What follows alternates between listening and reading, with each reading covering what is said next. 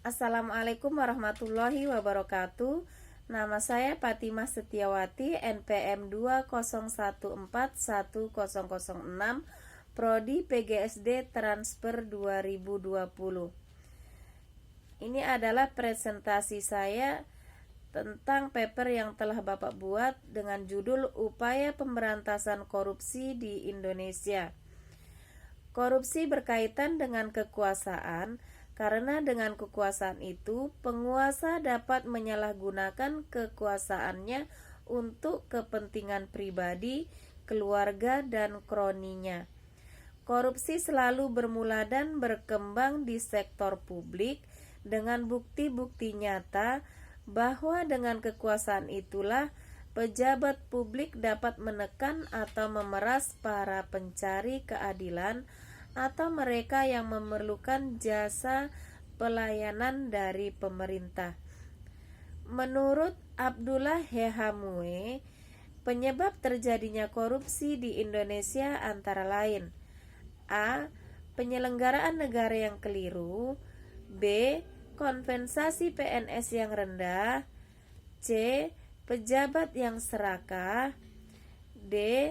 Law enforcement tidak berjalan, E.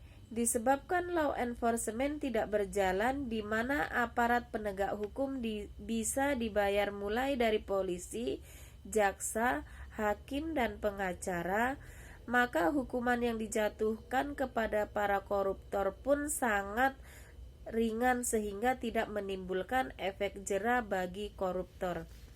F. Pengawasan yang tidak efektif. G. Tidak ada keteladanan pemimpin. H. Budaya masyarakat yang kondusif KKN.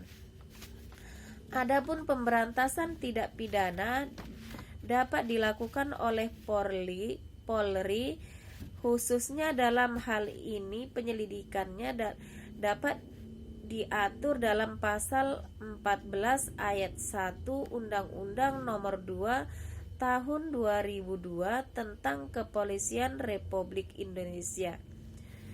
Penyelidikan tindak pidana korupsi tidak hanya dimiliki oleh Polri, namun Kejaksaan dan Komisi Pemberantasan Korupsi atau KPK juga memiliki kewenangan penyidikan.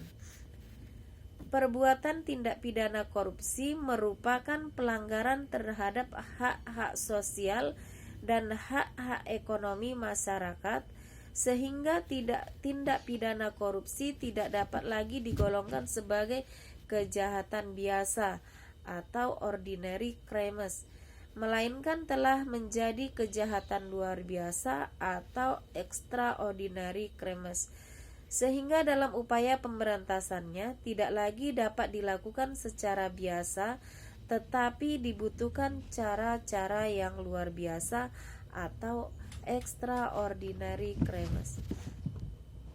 Pemberantasan korupsi memerlukan kemauan politik yang luar biasa, sehingga presiden sebagai kepala negara menjadi figur penting dalam penggerakan dan pengorganisasikan peran polisi, jaksa, pengadilan, dan KPK menjadi kekuatan dahsyat sehingga praktek KKN seperti penyogokan, penggelembungan harga, gratifikasi, dan penyalahgunaan kewenangan lainnya dilakukan oleh oknum aparat PNS atau pejabat negara baik di tingkat pusat maupun daerah dapat dipersempit ruang geraknya melalui cara-cara penegakan luar biasa dan terpadu.